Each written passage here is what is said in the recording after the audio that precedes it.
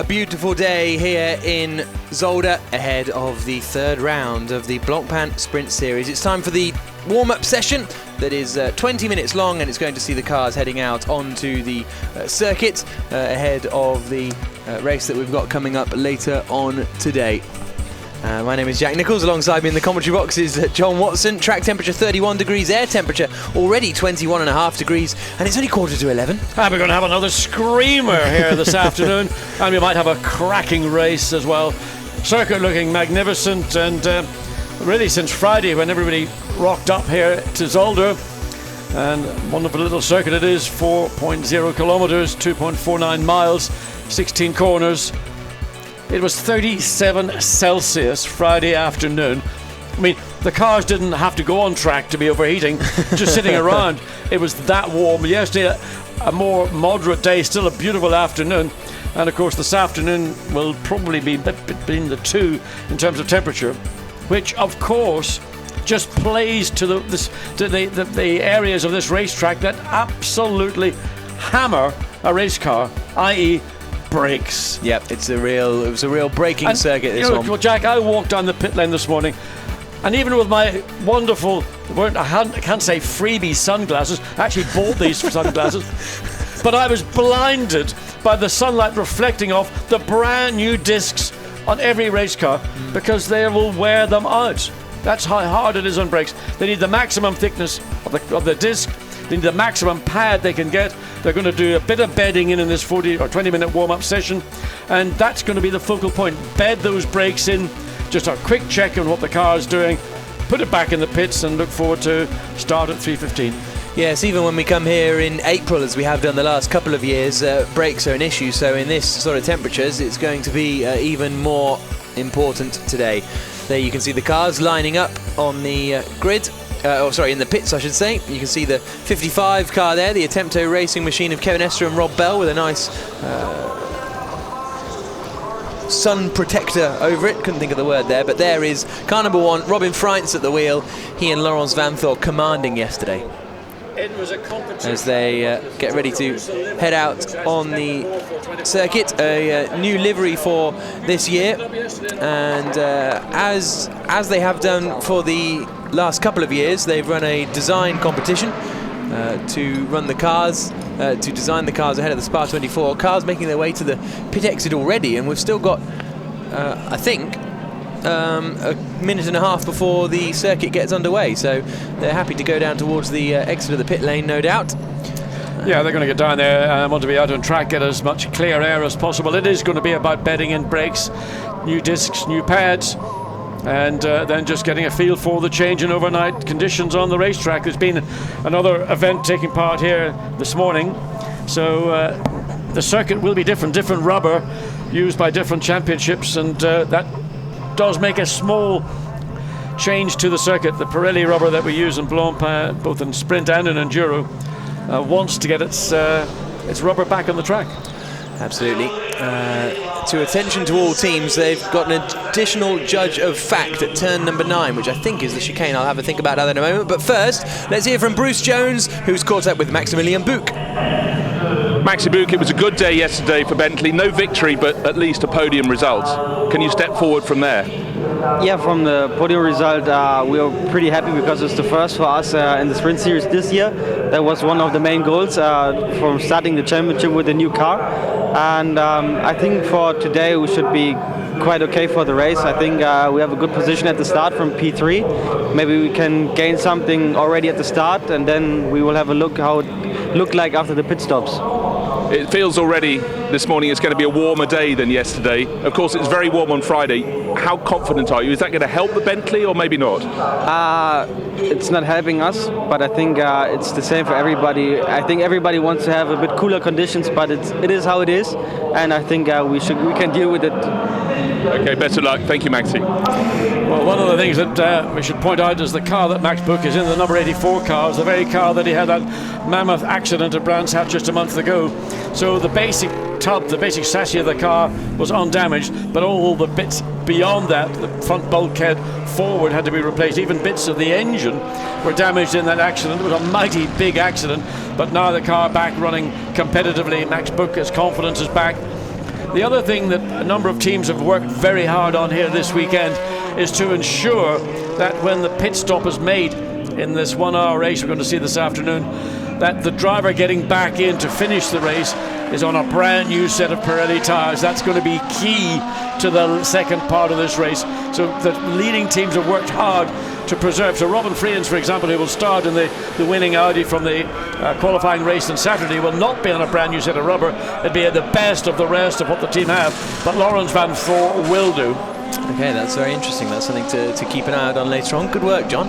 As the cars are now out on the circuit, there is the 88 in the hands of Albert von Turn Taxis, who had a good run yesterday, overtaking and challenging with the GT Russian team Mercedes. They ended up finishing in 11th position, so just outside the top 10. Points for the qualifying race only go down to 6th position. So they were quite a way off the points, and there's only a couple available. But today they're starting in 11th, a good position to take some points. Peter Cox reminded me this morning that 33 years ago, some bloke started 17th on the grid in a race, and he won that race. And Peter Cox is going to take inspiration from that. He thinks, given a fair day and a good tailwind, this Lamborghini could be standing in the winner's podium. That would be another fluke to add to the history of Zolder.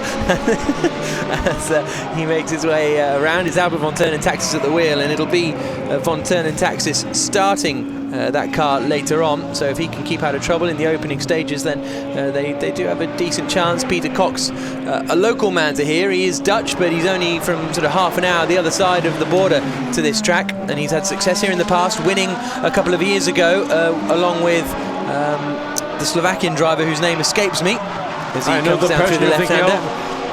Anyway, he retired, then he became an on-retired driver, and then he retired again. But this car is a quick car, and Albert von Turn Taxis, we've seen this year, really stepping up and matching, whether it's Nicky Katzberg, who's been his co-driver so far. Look at Peter Cox in the garage. So Albert von Turn Taxis coming out to complete what is his first flying lap. Stefan Rosina, I knew it was him. He and Peter Cox won here a couple of years ago. There you saw Marcus, a little bit out of shape there on under braking. The Albert von Turn Taxis keeps it together. He's gone purple in the first two sectors. He's the first man out there to really set a competitive lap time, but all the other guys he's going quicker than as well. So across the line comes Rosina, now it's in my head now, von Turn Taxis, a 32.5, which is a sort of reasonable race pace.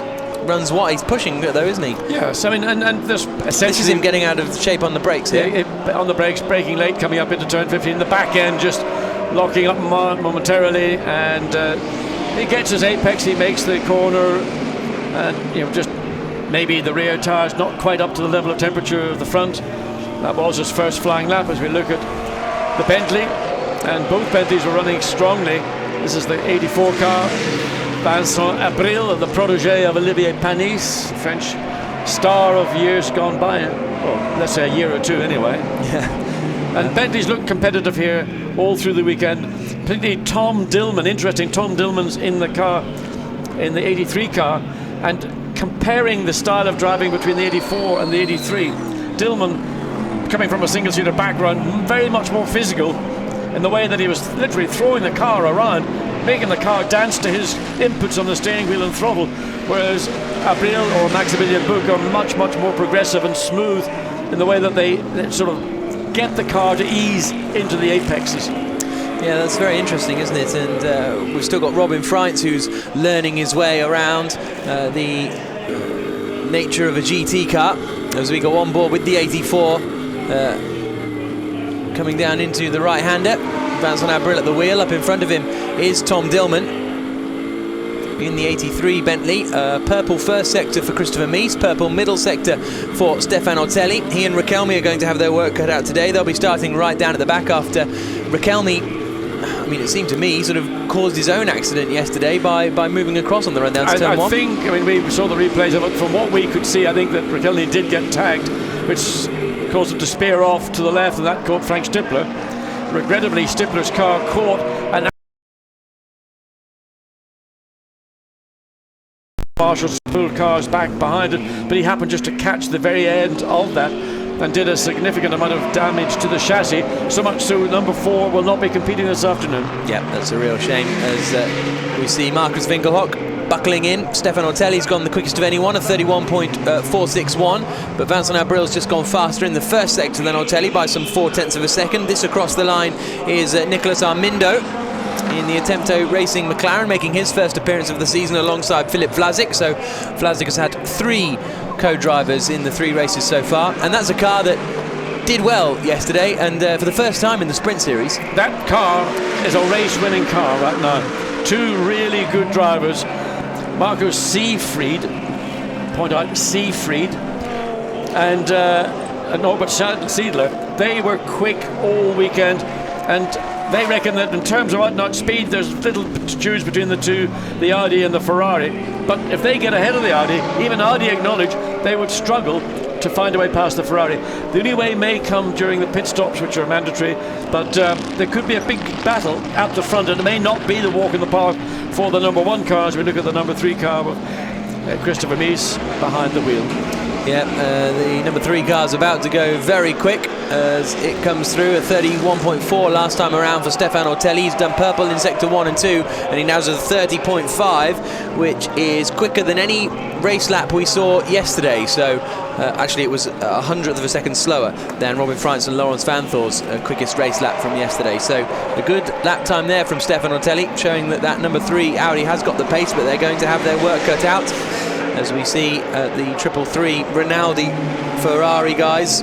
And it is great to see them running towards the front of the order this year in both sprint and endurance, because they, you know, after the Vadim Kogai incident last year, that sort of lime green Ferrari became a bit of a sort of symbolism. Yes. But now it's won a race in Blancpain Endurance at Monza, and it's been on the podium here in sprint. And Vadim Kogai really still very, very much a part of that team. Not in the driving seat, but maybe driving the team in a sense, financially as well as in other ways. So he is still very much a part of that Rinaldi 333 Ferrari team. Great to see them running towards the front of the order.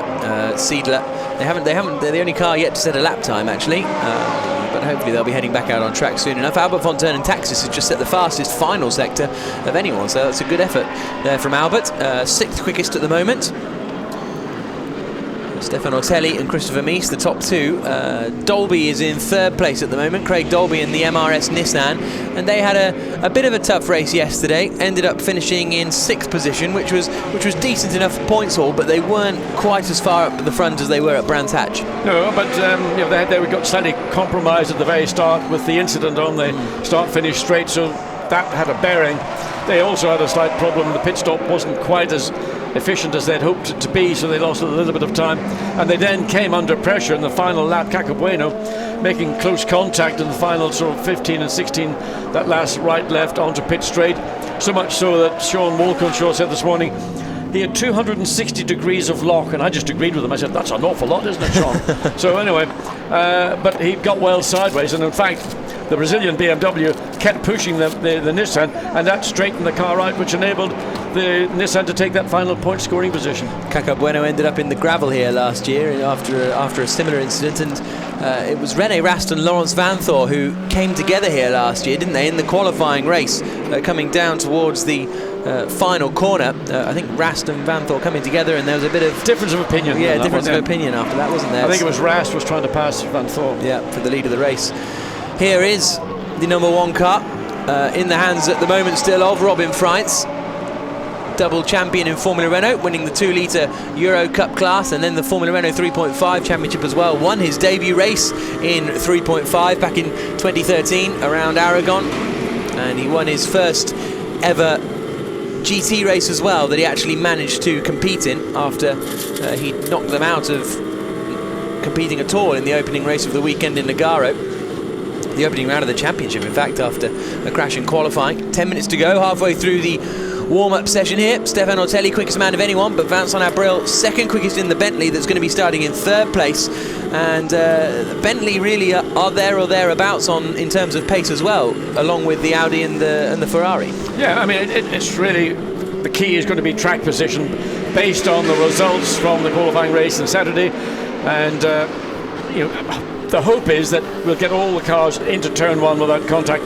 My hope is we're going to get all the cars out of turn one still actually running undamaged, and let's try and avoid unnecessarily ambitious maneuvers when everybody is so compacted in that quite narrow start finish straight, because the barriers on the pit wall and the barriers on the other side of the track, there's little scope for maneuverability. Yep, into the pits comes Robin Freitz, straight on and into the pit lane. There's Max Boot getting ready to take over the 84 Bentley when Vincent Abril decides to bring it in. Caca Bueno is out at the wheel. We saw Sergio Jimenez waiting to take over a couple of moments ago. And yes, so I briefly mentioned it earlier, but there's an additional judge of fact at turn 9, which is the chicane known as the Villeneuve chicane, after the crest of the hill and down through the left-hander, and I presume that's to look at track limits, because it's always one you can push at. I mean, an interesting point made this morning was that on the pole winning lap, Lawrence Van Voor, and I made the comment, actually I thought, wow, he's taking a little bit of a liberty there, and some teams felt that that's maybe where he picked up the small margin of time that was enough to give him that provisional or then confirmed pole position for the qualifying race. So it's a very fine judgment as to what is taking an advantage and gaining an advantage, as opposed to finding yourself maybe forced into an area rather than doing it as a premeditation. Caca Bueno down into the right-hander and then out through the little kink up towards the final chicane at 15 and 16. On the brakes, and he stays out again. Sergio Jimenez is waiting for the car in the pit garage. We saw a shot of him a couple of moments ago, but he's too busy chasing down Nicky Meyer-Melnoff at the moment. Across the line comes the Brazilian BMW, and it's a 32.605 for them. And they haven't quite shown the pace this weekend that they managed at Brands Hatch, despite it this circuit being a reasonably decent one for the BMWs. I mean, I think it's a circuit a bit like Brands Hatch, very much in the mould of the BMW sort of concept. It's a higher downforce car. It isn't the quickest car in a straight line. That's the trade-off you get between going for that kind of extra squelch on the car. Nevertheless, they haven't quite shown the performance, and if you think back to Paul Ricard with Muller and Maxime Martin in the car on a circuit that probably was good for the BMW, but maybe wasn't as strong as Brands or Zolder might be, the potential in that car is there. It is a race-winning car. Yep, absolutely. So there is Vincent Abril. They're getting younger by the day, aren't they? I mean, still only 4 laps completed by the 333 Rinaldi Ferrari, whether they're just saving their tyres or something like that, because they have been out and then back in again. So it'll be interesting to see if they have a problem or whether they are just keeping an eye on things and aren't too fussed about going out. We've seen that before with the HTP Mercedes team last year. Did a lot of just not going to bother with warm-up because we're happy with where we are. Yeah, I mean, I think that I went past the pits this morning and Marcus Seefried was standing around, very comfortable, not any action going on the pitch. So I would think that all they've done is just simply go out. If they're putting in new discs and pads, I'm assuming that they have done so. When I was in their garage, their wheels and tires were on the car. But I would assume that, like everybody, they're on the limit, and they've got a good car. They know they've got a good car. They've got 2 strong drivers. They're on the front row of the grid.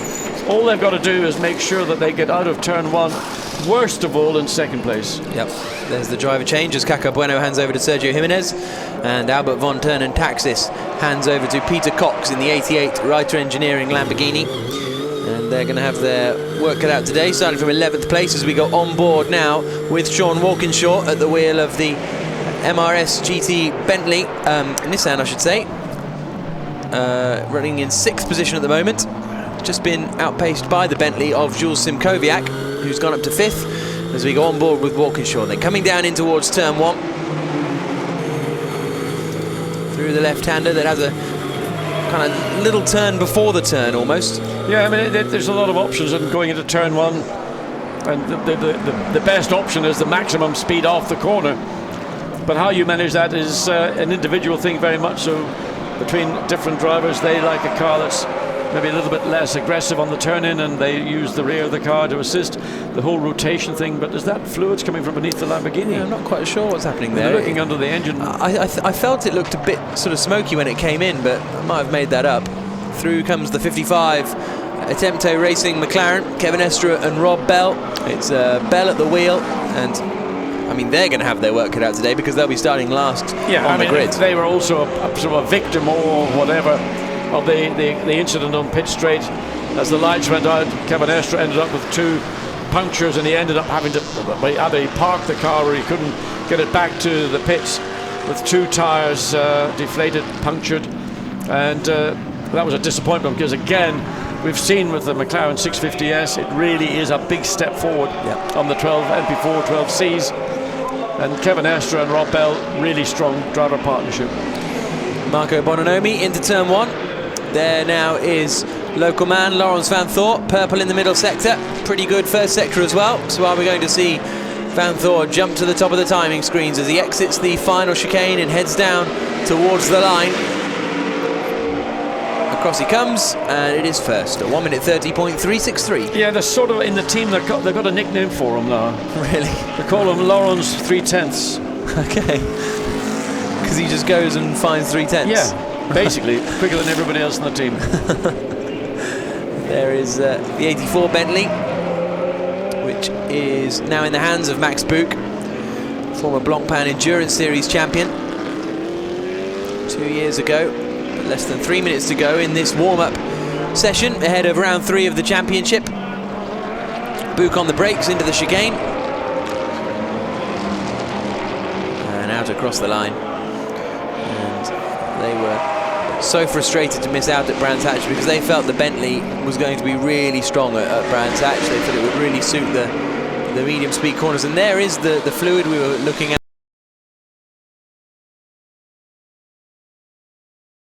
But there was the fluid beneath it, and now the car's in the garage. I think that's a touch of some synthetic, extremely expensive engine oil. That's low friction, which is probably worth another 20 horsepower. But it shouldn't be on the pit lane. No. That's a problem. Yep. Can they get it fixed in time? Our man on the pit lane might be able to tell us that. Yep, absolutely. 2 minutes to go in this session. Coming down towards the chicane, it's getting a little bit busy as Jules Simkowiak is up behind one of the Brazilian BMWs that flashes through and over the crest of the hill. Down through the left-hander of 7. And Simkowiak has been pretty impressive so far this season. He's been impressive all weekend here. He's done a really good job. Here's he got with Tom Dillman. There is Albert. Seems happy enough. Oh, he makes more faces than Jim Carrey. Possibly. But anyway, Tom Dillman is driving alongside Simkowiak and a little bit more aggressive, as I pointed out earlier. Yeah. But you're learning that this is a car that you've got to be a little bit more patient with. It's not a highly strong single-seater. It's a more compliant GT car. Robin Freitz and the WRT squad checking over the number 1 car that it will be starting from pole position later on today. And there is the Bentley crew watching on their pit wall. Vincent Abril on the left-hand side. As here is the 77 BMW, currently in the hands of Attila Abreu, swinging it through the left. No, apologies, it's the 0 car of Sergio Jimenez. Team manager of car 6 has been asked to go to the stewards at the end of warm-up, and that will be Hans Reiter.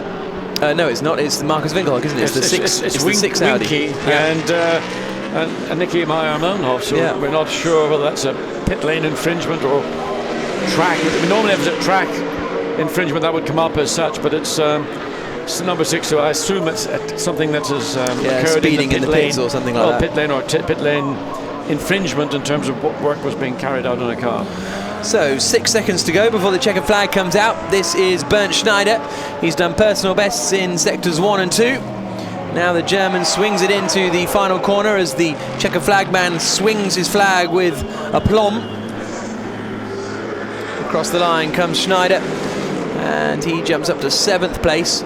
But there's a big old gap really from 4th down to 5th. Is about half a second. The top 4 covered by half a second, and then the And then 4th to 5th is another half a second. I mean, I don't think you can read an awful lot into these times, because compared to qualifying, the gaps are much greater. So I don't think anybody is really going out for a sort of simulation of a qualifying lap. It's more about just that final assessment of the car, having had work carried out overnight, and in most cases new pads, new discs fitted, so you've got to bed those in. You've got to ensure that you don't actually do it too quickly where you can glaze the disc, and then you've got to go through that whole process again to get the disc deglazed. But nevertheless, surprise, surprise, quickest of all, Laurens van Thor in the number 1 HWRT Audi. A 1 minute 30.363 for him. Let's see if there's any improvement from Sergio Jimenez. Across the line comes the 0 Brazilian BMW. No, he remains in 12th position, improves his lap time, but doesn't improve his placing. So with Norbert Siedler and Marco Seefried having only done 4 laps, is that enough time to bed in a new set of brakes? If you do it right? If you do it correctly on this circuit, you'd probably do it within about half a lap, because it's so aggressive on the brakes. Yeah. The key is not to do it aggressively. The key is you've just got to get a certain amount of temperature, and then you have to basically fade the brake away. With ABS, it's slightly more complicated, and one of the problems that some of the teams had was, in fact, they didn't get all the air out of the ABS system when they were bleeding the brakes. So it's not just the brake itself, it's the ABS system's got to be bled to. So it's a more complex progress, but I suspect, I'd like to think, that there's no problem with the 333 Ferrari, and that's just a sign of confidence from the team across the board. Yep. The number 6 Phoenix Audi as well has only completed 7 laps in the session and has not set a particularly quick one either, and they've been asked to go to the stewards, the boss of the Phoenix squad.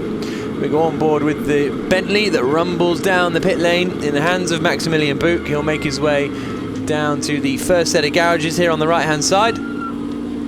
Pull in, cut the engine, and we'll push you back into the garage, Maxi. 3rd quickest in that session.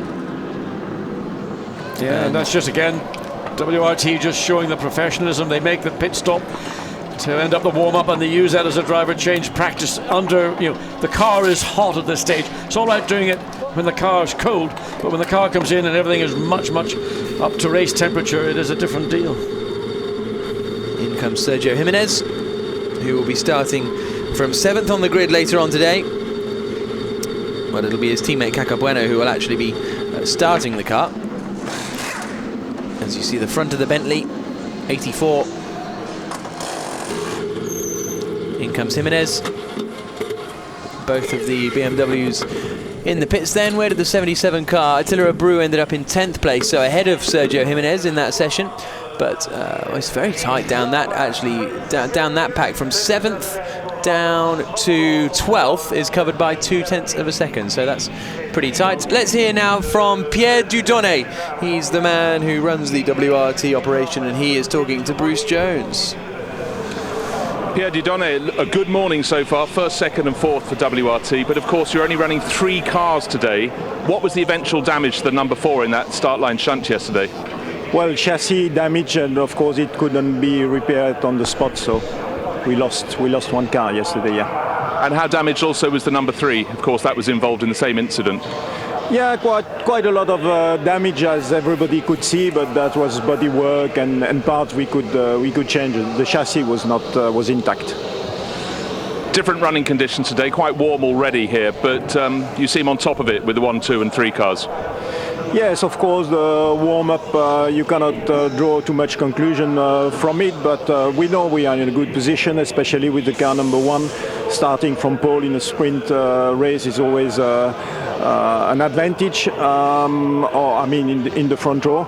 So we're looking good. We're trying to bring back car number 2 also, which had a good race, but start from the pit lane yesterday.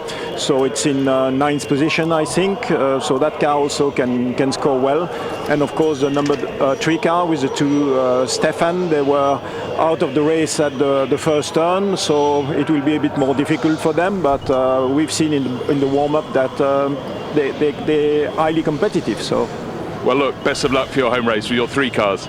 Thank you, and we hope this will be a good, clean race and eventful at the same time. Let's hope so. Thank you, Pierre. So Pierre Dieudonné there, the man in charge of the WRT squad. And as Bruce says, first, second and fourth for them, split by the Bentley Continental of Team HTP, Maximilian Buch and Vincent Abril slotting in third position. Completing the top 5 is the 88 car of Albert Fontaine and Taxis. I think he set that lap time, so that's a good effort from Albert. Peter Cox going out for a little trip just to get his eye in. 6th place for Kevin Estret and Rob Bell, Alexei Karachev and Bernd Schneider in 7th place, then Simkoviak and Dillman in 8th, about 7/10 of a second slower than their teammates in the sister Bentley. Attila Breu and Valdeno Brito completing the top 10. Then in 13th place we've got the GT Russian squad, Alexei Vasiliev and Marco Asma, Nikolai Armindo and Filip Vlasic down in 14th position, then the Fjordbeck brothers, and then the two guys who didn't, the two cards I should say, who didn't really set a lap time, Mehrmanov and Marcus Winkelhock, and Marco Sievried and Norbert Siedler did a lot of laps, did a lot of pit stops and not many laps. So, that concludes the warm-up session here at the Zolder circuit. A great track, fantastic to be here at a classic venue, and circuits in the woods are always good. We've been to Brands Hatch in the woods, now we're here at Zolder in the woods. Do you recognise the big difference between Brands Hatch and Zolder? I had to come further to get here? You probably did, but the trees here are, the majority of which are coniferous. Okay. Which means they're pine and pine family, as opposed to deciduous, which shed their leaves in the autumn and then regrew them again in the spring. I thought Nature Watch might come to Blancpain GT Sprint. No, it's very nice. It's always good to add that in, isn't it? So those are the differences between the trees, between Brands Hatch and Zolder. The differences on the track, though, are going to be found out later on today, whether the number 1 car of Robin Freitz and Laurence Van Thor can continue with their success here. They'll be starting on pole position for the main race in Zolder coming up later on today.